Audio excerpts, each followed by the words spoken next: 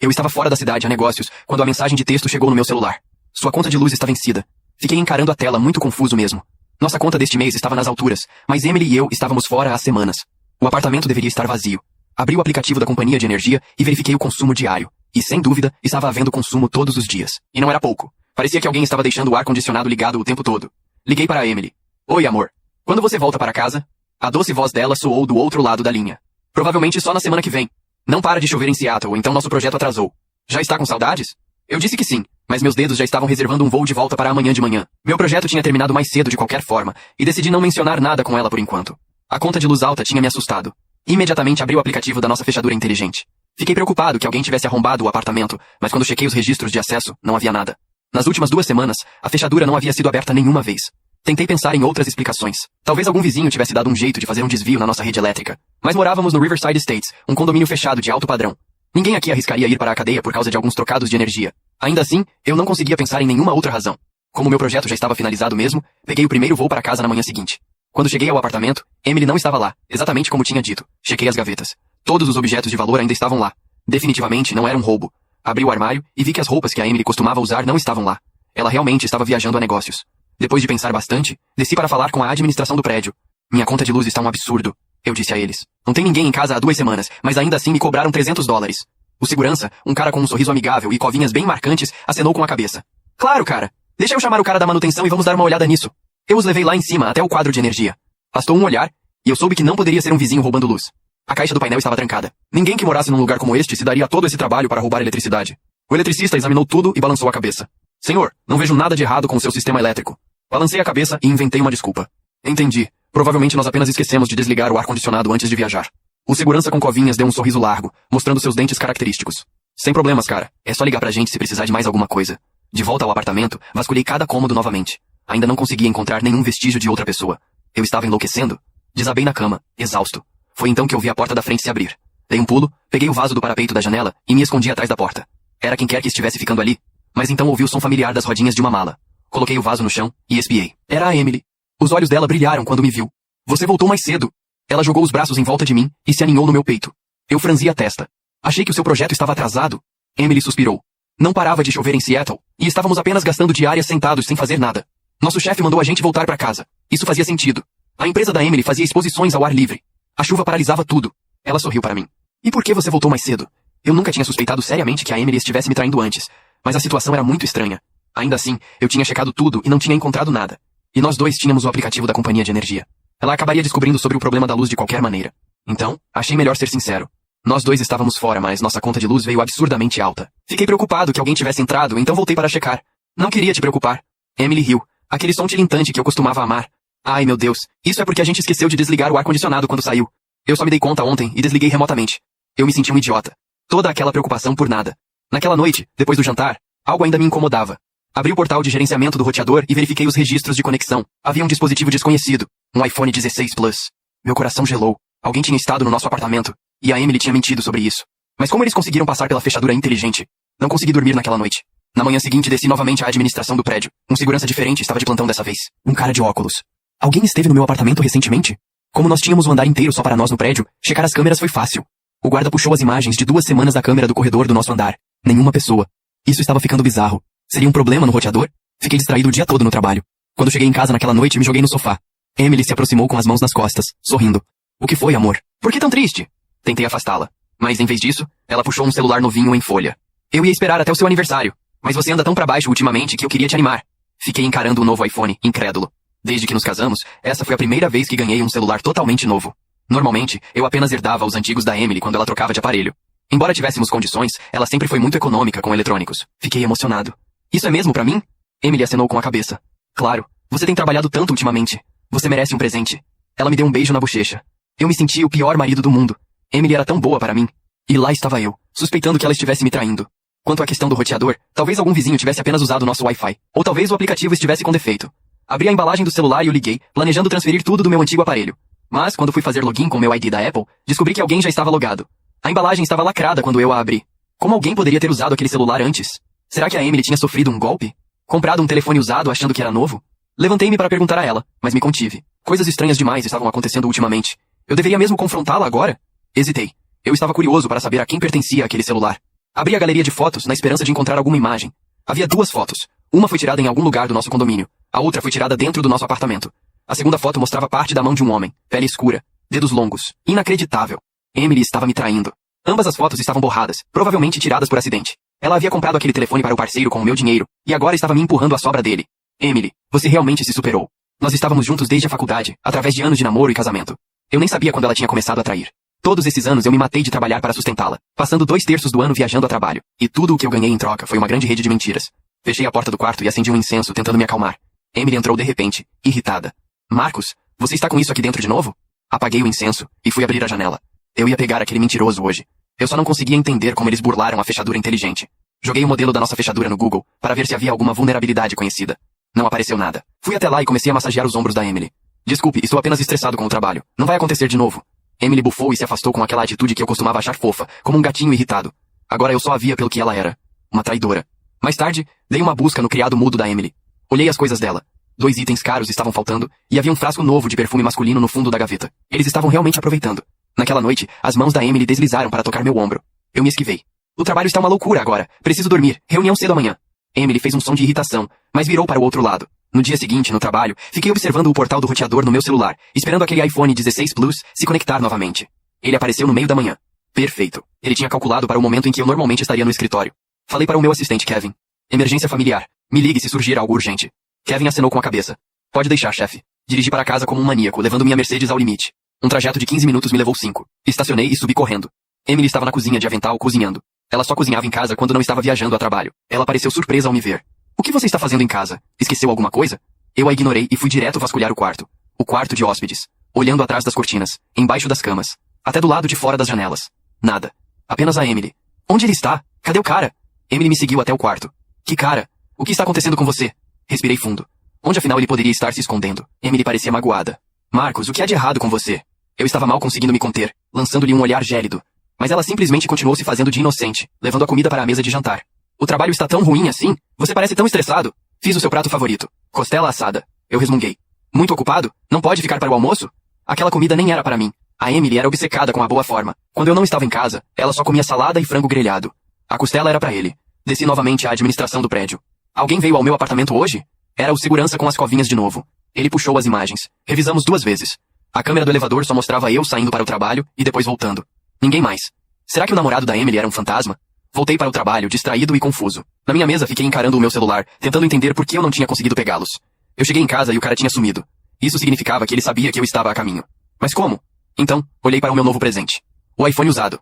Não é de se admirar que a Emily tivesse me dado aquele aparelho. Ela estava rastreando a minha localização. Naquela tarde, o iPhone 16 Plus conectou ao nosso Wi-Fi de novo. Emily não conseguiu esperar nem algumas horas. Deixei meu celular na mesa de propósito e corri para casa. Subi voando no elevador, pronto para pegá-los no flagra. Mas quando entrei, só a Emily estava lá, parecendo sonolenta e despenteada. Ela esfregou os olhos.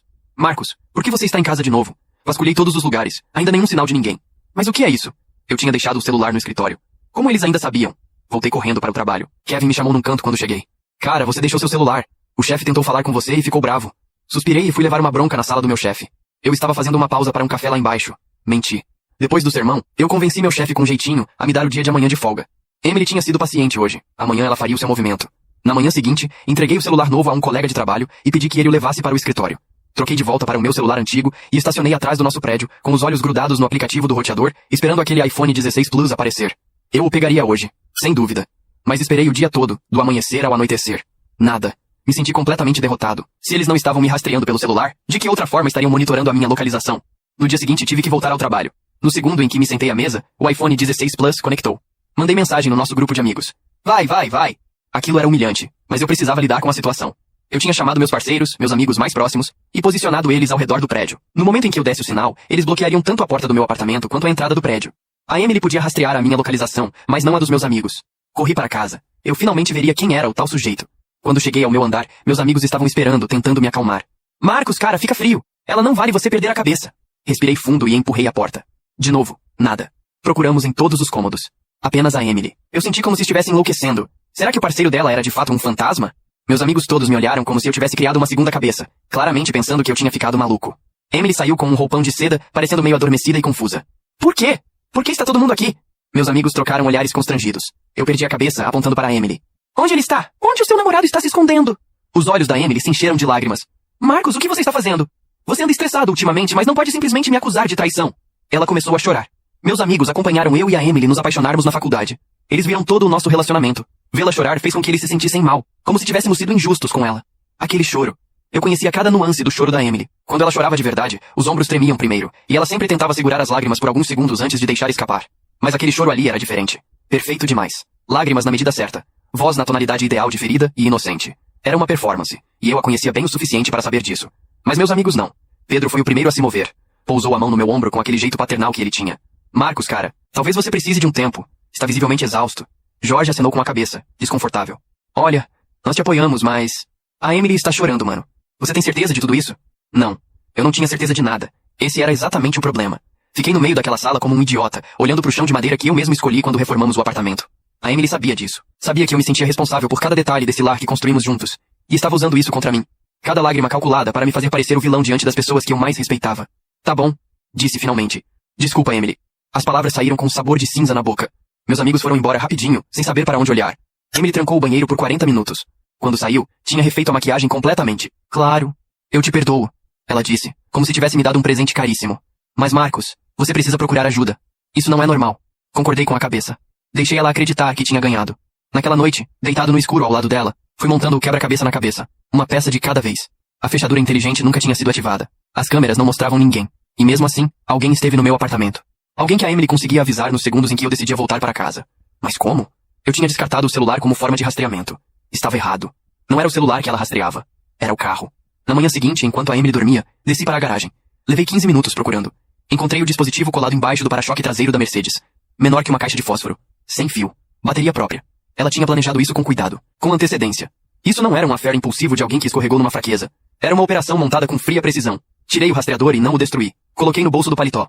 De volta ao apartamento, preparei café como se o mundo fosse absolutamente normal. Emily apareceu na cozinha com seu sorriso de sempre. Aquele sorriso que eu tinha tatuado no coração faz quase 12 anos. Bom dia, ela disse pegando a caneca. Bom dia, respondi. Ela estudou meu rosto por um segundo, procurando sinais de suspeita. Não encontrou nenhum. Isso era o que doía mais, na verdade. O quanto ela me conhecia. O quanto ela sabia exatamente como me manipular. Mas eu também a conhecia. E agora eu tinha o rastreador no bolso. Fui trabalhar normalmente. Mas dessa vez, em vez de ficar grudado no portal do roteador, passei o dia pesquisando. Pesquisei tudo o que conseguia sobre a empresa de exposições onde a Emily trabalhava. Os projetos, os clientes, as datas das viagens. Demorei 6 horas para encontrar o que estava procurando. Havia um fotógrafo freelancer contratado pela empresa nos últimos 2 anos. Ele aparecia em praticamente todos os projetos em que a Emily estava envolvida. Trabalhava em Seattle frequentemente. Alto, pele escura, dedos longos. Tinha um perfil público no Instagram cheio de fotos de exposições ao ar livre. Nas últimas 3 fotos publicadas por ele, aparecia um detalhe que eu quase não teria notado se não estivesse procurando especificamente. Em segundo plano, quase fora do enquadramento, havia uma xícara. Uma xícara com um desenho de gato preto que a Emily tinha ganhado de aniversário 2 anos atrás. Uma xícara que eu mesmo dei a ela. A xícara estava na casa do amante. Fechei o notebook com calma. Fiquei sentado no silêncio do escritório por alguns minutos, respirando. Tinha um nome agora. Tinha um rosto. E o mais importante, eu tinha entendido o mecanismo todo. Enquanto eu estava fora, ele ficava no apartamento. Quando eu voltava, ele saía. Mas não pela porta principal, não pelo elevador. Pela escada de serviço, é claro. A câmera da escada de serviço. Ninguém tinha pensado nisso. Eu não tinha pensado nisso. Às 17 horas, saí do trabalho normalmente. Dirigi até a padaria a 3 quarteirões do prédio e estacionei lá. Deixei o rastreador no carro. A pé, entrei no prédio pelo acesso de serviço. Cumprimentei o funcionário da lavanderia que nunca me via por aquele corredor e subi pela escada de serviço até o 10º andar. Sentei no degrau entre o 10º e o 11º andar e esperei. 23 minutos depois, ouvi passos descendo. Passos pesados, masculinos, carregando algo. Meu coração bateu com força, mas eu não me movi. Deixei os passos chegarem. E quando a silhueta dobrou o lance de escada, ele parou, me encarando. Eu o encarei de volta. Era exatamente o homem das fotos. Alto. Mochila nas costas. O telefone na mão, provavelmente esperando a mensagem da Emily que nunca chegou, porque ela achava que eu ainda estava a quilômetros dali, rastreado e controlado como sempre. Nenhum dos dois disse nada por um longo momento. Então ele tentou passar por mim como se nada fosse. Me levantei devagar e bloqueei a passagem com o corpo. Quanto tempo? Perguntei. Ele me olhou sem entender, ou fingindo não entender. Quanto tempo você está com a minha esposa? Ele piscou. Tentou parecer relaxado, mas vi a cadeia muscular do pescoço contrair involuntariamente. Eu não sei do que você está falando, cara. Sorri. Não o sorriso nervoso de quem está perdendo o controle. O sorriso de quem finalmente tem todas as peças do tabuleiro na mão e sabe exatamente qual movimento fazer a seguir. Tudo bem, disse. Você não precisa falar nada. Eu já sei tudo o que preciso saber. Me afastei e deixei ele passar. Ele desceu os últimos lances depressa, sem olhar para trás. Ouvi a porta de serviço bater lá embaixo com um estalo seco. Fiquei ali sentado no degrau por mais alguns minutos. Calmo. Completamente calmo pela primeira vez em semanas. Porque agora eu não estava mais tentando provar que estava sendo traído. Agora eu estava apenas decidindo o que fazer com essa informação. E eu precisava ser cirúrgico, sem erros, sem explosões, sem dar a ela nenhuma munição para me fazer parecer instável novamente. Eu tinha aprendido uma coisa importante naquelas semanas de humilhação. A Emily era inteligente. Mas inteligente de um jeito reativo, sempre 2 passos à frente do Marcus que ela conhecia. O problema para ela era que o Marcus que ela pensava conhecer tinha deixado de existir no momento em que eu segurei aquele iPhone lacrado nas mãos e entendi o que ela tinha feito. Ela estava jogando um jogo, e eu tinha acabado de mudar as regras. Subir de volta ao apartamento naquela noite foi um dos atos mais difíceis da minha vida adulta. Não porque eu estivesse com medo, mas porque eu sabia que, a partir daquele momento, cada palavra que eu dissesse a Emily seria uma mentira calculada. E eu nunca fui bom em mentir para quem amo. Quem eu amava. Ela estava na sala assistindo série, com um copo de vinho na mão, quando entrei pela porta. Levantou o olhar com aquele sorriso familiar. Demorou hoje. Jantar está na geladeira. Obrigado, disse. Tive que resolver umas coisas no escritório. Ela voltou para a série. Eu fui para o quarto, joguei o paletó na cadeira e fiquei encarando o teto por um bom tempo. Tinha 2 opções na minha frente.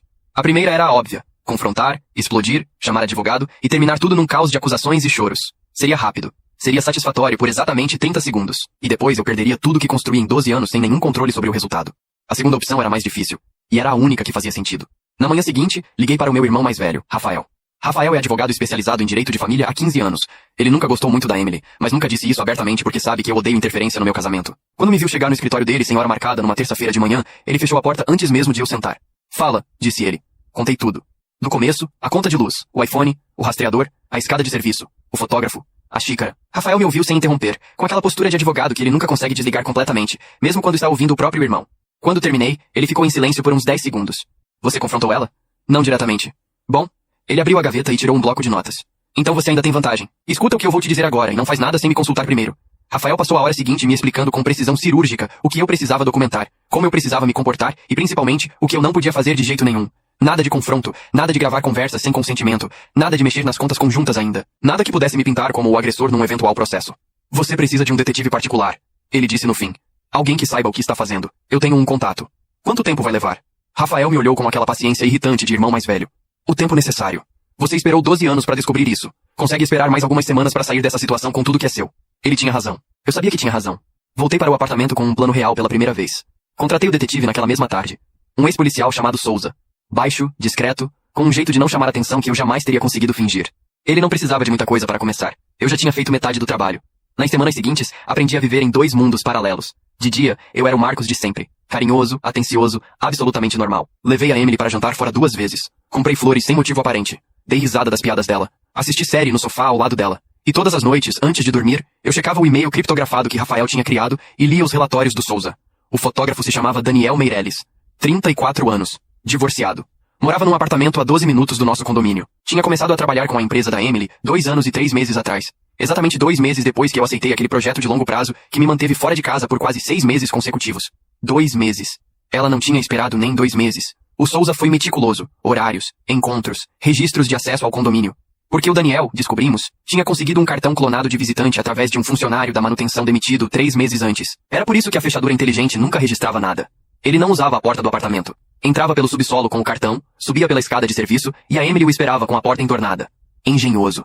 Eu teria admirado se não fosse a mim que estavam fazendo isso. Com tudo documentado, Rafael marcou uma reunião para a sexta-feira seguinte. Quando cheguei ao escritório dele naquela manhã, havia uma pasta espessa sobre a mesa. Está tudo aqui, ele disse. É suficiente. Mais do que suficiente.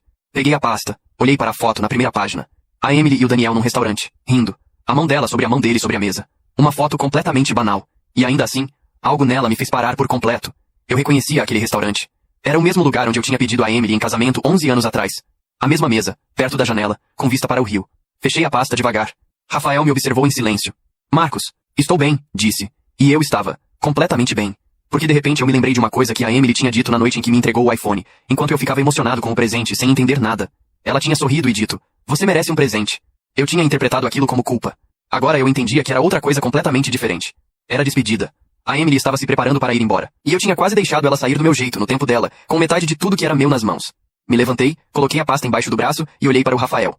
Então, disse, quando a gente começa?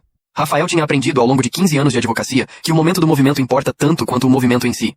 Então quando eu perguntei quando a gente começava, ele não disse, agora. Disse, semana que vem, quarta-feira, às 10 da manhã. Aquela semana foi a mais longa da minha vida. Continuei representando o papel com perfeição. Comprei ingressos para o teatro num sábado. Levei a Emily. Ela ficou animada porque era uma peça que ela queria ver há meses. Sentamos lado a lado no escuro, ombro a ombro, e eu assisti 2 atores no palco interpretando personagens que não eram eles. Pensei que nós 2 éramos exatamente isso naquele momento. 2 atores. E eu estava simplesmente melhor no papel. Na quarta-feira de manhã, enquanto a Emily estava numa reunião de trabalho, Rafael entrou com o pedido de divórcio. Não foi uma surpresa para ele. Foi uma surpresa cirúrgica para ela. O processo foi protocolado com toda a documentação que o Souza tinha levantado. Fotos, registros de acesso, histórico de localização do rastreador, relatórios de encontros. A pasta que eu tinha encarado na semana anterior virou prova jurídica. E no nosso estado, infidelidade documentada tem peso considerável na divisão de bens, especialmente quando um dos cônjuges é o principal provedor financeiro do casal. A Emily foi notificada naquela mesma tarde. Eu estava no escritório quando ela ligou. Não atendi. Ela ligou 3 vezes em sequência, depois mandou uma mensagem. Marcos, precisamos conversar agora. Respondi com uma única linha. Fala com o meu advogado. Aquela noite eu dormi num hotel. Rafael tinha me orientado a sair do apartamento antes da notificação para evitar qualquer situação que pudesse ser usada contra mim. Fiquei num quarto no 12º andar, olhando para a cidade lá embaixo, tomando uísque barato da minibar e sentindo pela primeira vez em semanas que eu estava respirando de verdade. Nos 2 dias seguintes, a Emily tentou me contatar por todos os meios possíveis. Ligações, mensagens, e-mail. Até mandou a mãe dela me ligar, o que significava que ela tinha contado tudo para a família. Ou uma versão conveniente de tudo. Não respondi a nenhuma delas. O advogado dela entrou em contato com o Rafael na quinta-feira. E foi aí que a situação ficou interessante. A Emily estava pedindo para negociar um acordo antes de o processo ir adiante. Rafael me ligou com aquele tom neutro de profissional que ele usa quando quer esconder que está satisfeito. Ela quer acordo. E o que isso significa? Significa que ela sabe que a documentação que temos é sólida. E significa que ela tem medo do que vai aparecer se o processo for a julgamento. Tem mais coisa? Uma pausa curta. Souza encontrou movimentações financeiras. Transferências pequenas, regulares, da conta conjunta para uma conta que você não conhecia. Nos últimos 18 meses. Fiquei em silêncio por uns 5 segundos. Quanto? O suficiente para ser relevante. Vou te mandar o detalhamento por e-mail. Abri o e-mail naquela noite. Somei os valores. 43 mil reais, em 18 meses. Retirados aos poucos. 200 aqui, 500 ali, de um jeito pensado para não acionar alertas automáticos. O dinheiro tinha ido para uma conta no nome dela aberta em outra cidade. Ela estava se preparando para ir embora há 1 ano e meio. Enquanto eu trabalhava, viajava, me matava para sustentar aquele apartamento, aquele estilo de vida, aquela vida que eu achava que era nossa, ela estava construindo uma saída em paralelo, com o meu dinheiro. Eu pensei que a pior coisa era a traição. Estava enganado. A pior coisa era o planejamento. Rafael entrou com uma petição adicional para bloqueio preventivo das contas dela e recuperação dos valores desviados. O advogado da Emily passou a responder os e-mails com demora crescente, o que Rafael me disse ser sinal claro de que eles estavam perdendo terreno. Mas foi numa sexta-feira à tarde que as coisas viraram de vez.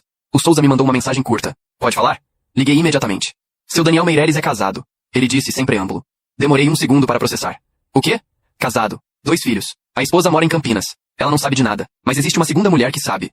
Uma ex-namorada dele de São Paulo, que ele também estava vendo ao mesmo tempo que a sua esposa. O Daniel não estava apenas com a Emily. Ele estava com 3 mulheres simultaneamente. E a Emily que tinha me tratado como idiota por meses, que tinha planejado cada passo com tanta frieza, era mais uma peça no tabuleiro dele do que ele era no dela. Ela tinha achado que estava no controle da situação. E o homem para quem ela tinha abandonado 12 anos de casamento estava fazendo com ela exatamente o que ela estava fazendo comigo. Não senti satisfação. Juro que não senti. Senti algo mais pesado do que isso. Algo parecido com tristeza por uma pessoa que tinha escolhado se destruir completamente sem precisar. Mas isso era problema dela agora. Rafael usou a informação com inteligência. Não de forma cruel. Apenas posicionou discretamente que tínhamos consciência da situação completa do Daniel Meireles, e que dependendo de como o processo transcorresse, outras partes poderiam eventualmente ser notificadas. O advogado da Emily entendeu o recado sem que fosse necessário dizer mais nada.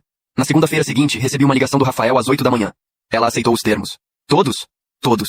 Fiquei olhando pela janela do hotel por um longo momento. Lá fora, a cidade já estava acordada e correndo, completamente indiferente ao fato de que a minha vida tinha acabado de mudar de forma irreversível. Rafael, disse. Fala. Obrigado. Ele fez aquela pausa de irmão mais velho que não precisa de palavras. Vem jantar na minha casa amanhã. A Cláudia já perguntou por você 3 vezes essa semana. Desliguei e fiquei mais 1 minuto ali parado. Depois peguei a pasta com os documentos finais, coloquei dentro da mochila e saí do quarto. Só faltava uma coisa. A última conversa. Aquela que nenhum advogado, nenhum processo e nenhum acordo poderia substituir. Eu precisava olhar para a Emily nos olhos uma última vez. Não para brigar. Não para acusar. Só para encerrar do jeito certo o que tinha começado 12 anos atrás num restaurante com vista para o rio. Dirigi até o apartamento. O apartamento estava diferente. Não fisicamente. Os móveis eram os mesmos. O cheiro de madeira e do difusor que a Emily sempre colocava na entrada era o mesmo. Mas era diferente do jeito que um lugar fica diferente quando você sabe que está indo embora e nunca mais vai voltar.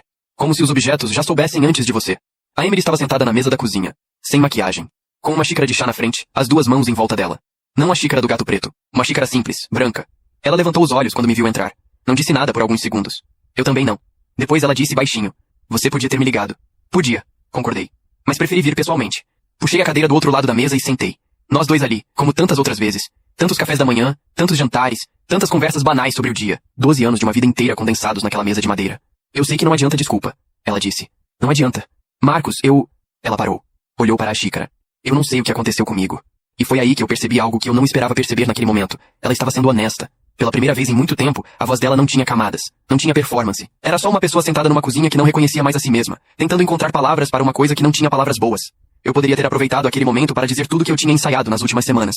As acusações, os números, os 43 mil reais, o rastreador, O Daniel casado com filhos. Eu tinha munição suficiente para destruí-la completamente naqueles próximos 10 minutos.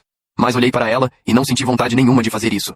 Não porque eu a perdoasse, não porque eu quisesse protegê-la, mas porque eu tinha entendido, em algum momento entre o hotel e aquele apartamento, que destruir a Emily não me devolveria nenhum dos 12 anos. Não me devolveria a versão dela que eu amei. Não me devolveria nada de útil. Só me custaria a energia que eu precisava para reconstruir o que vinha a seguir. Você sabia que o Daniel é casado? Perguntei. Ela fechou os olhos. Soube. Faz 3 semanas. E eu terminei. Fiz que sim com a cabeça, devagar. Então era isso. A saída que ela estava planejando tinha desmoronado antes mesmo de eu protocolar o divórcio. Ela tinha ficado sem o plano A e sem o plano B ao mesmo tempo. E mesmo assim, o advogado dela tinha tentado negociar. A força do hábito de quem está acostumado a controlar o jogo. Emily, disse. Eu não vim aqui pra briga. Vim porque a gente passou 12 anos juntos e eu acho que você merece ouvir uma coisa na minha cara. Ela me olhou. Eu te amei de um jeito que não sabia que era possível amar alguém. Trabalhei cada viagem, cada projeto, cada hora extra pensando que estava construindo alguma coisa pra nós dois. E enquanto eu fazia isso, você estava desmontando tudo por dentro, aos poucos, com muito cuidado. Parei por um segundo. O que me machuca não é que você não me amava mais.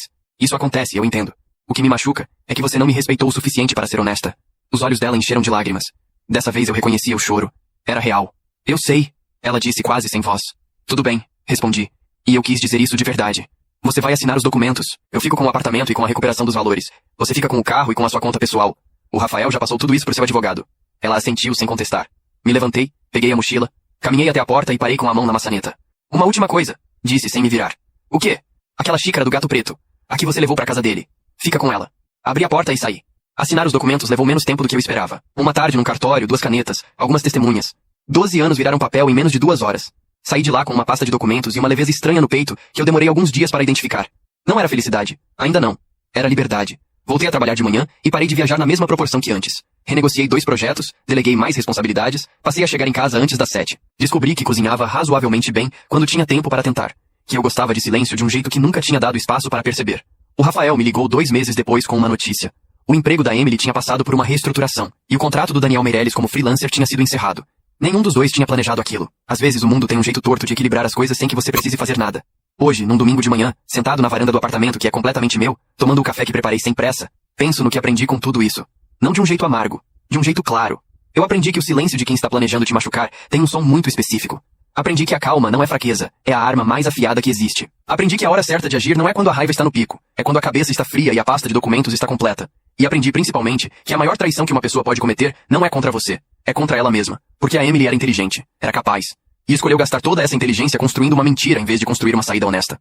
Ela poderia ter chegado pra mim e dito que não estava feliz. Eu teria sofrido. Mas eu teria deixado ela ir. Porque eu a amava de verdade. E quem ama de verdade não prende ninguém. Em vez disso, ela escolheu me subestimar. E esse é o único erro que uma pessoa inteligente não pode se dar ao luxo de cometer. Subestimar alguém calmo. Pessoas calmas não reagem na hora. Elas observam. Elas esperam. Elas documentam. E quando agem, agem de um jeito que não tem como desfazer.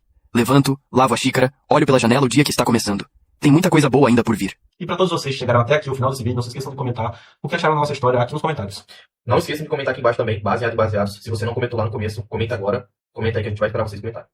Segue lá também, não esquece não. Não se esqueça de se inscrever.